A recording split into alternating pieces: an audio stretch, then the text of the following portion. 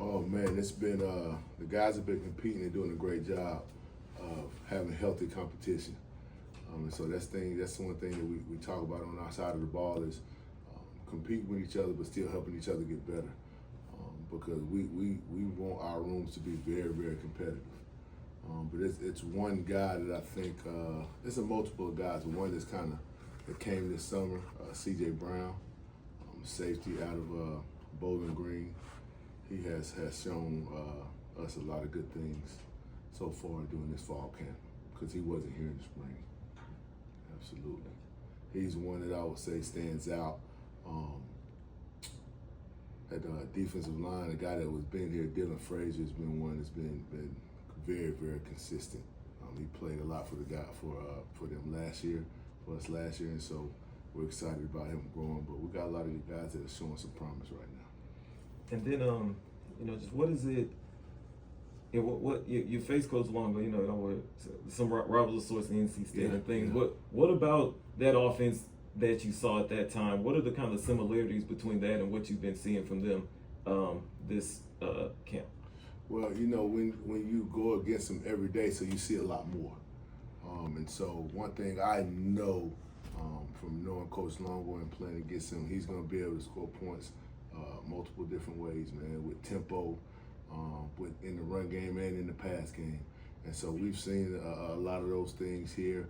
And a lot of it has been some carryover, but it's still some things that we've seen that I didn't see in facing them 4 years over at North Carolina when I was at NC State. So, but that comes with seeing him every day and really seeing how he installs the offense. And so this is our third time working together.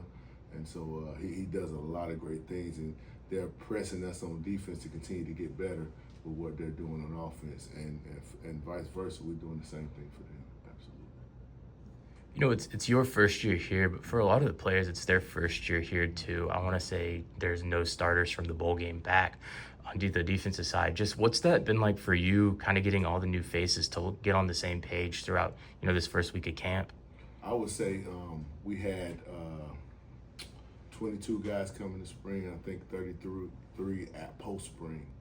And so what we've done as a coaching staff, and primarily on defense, since you asked me that question, is we try to do as much as we can to build relationships outside of this building.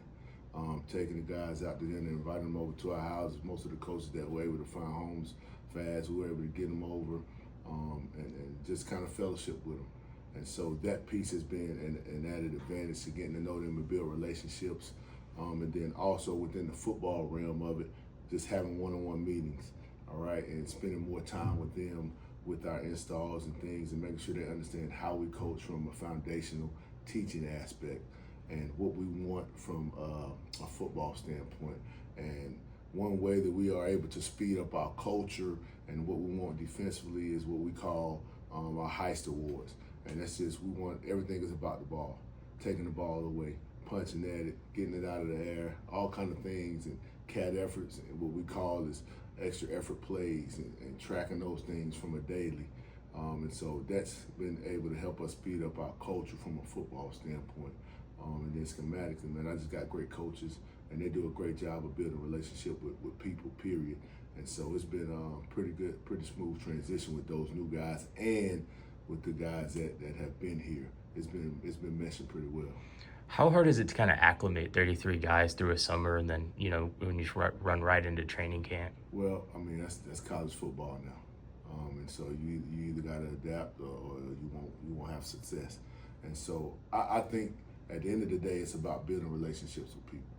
And so when they know that you care about them and they know that you have their best interests at heart, I really and truly believe they're going to give you everything that you want from them.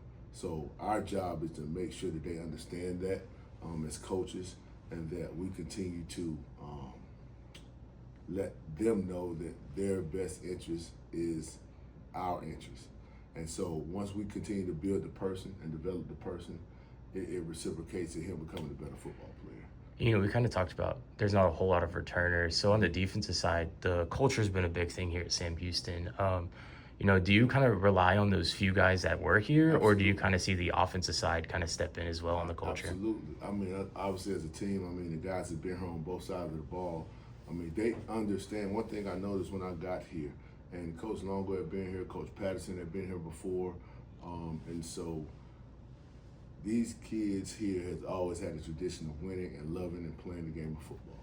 So the effort that we get every day, the willingness to come back in after practice and meet one-on-one voluntarily and just talk ball and grow and get better, that is here. And a lot of those guys that were here a year before has helped kind of lead the way in that aspect. You know, this defense has been one that's been kind of relied on here at Sam for the last couple of years. Just, you know, what does that kind of mean to you to know that you can kind of continue that tradition here? I mean, everywhere that I've coordinated, I felt like the defense is very important. But it takes a whole team, and it takes all three phases to be successful and to win championships. And so, but it is knowing that defense has been good and knowing that we can recruit to continue to make defense good here. I mean, it's been a blessing and a pleasure to be able to continue on the tradition. And then I guess finally, your former boss, Dave Doran, I had some East Carolina friends. They were asking about, he said he wanted to beat the S out of East Carolina. Where do you come out on those comments from him?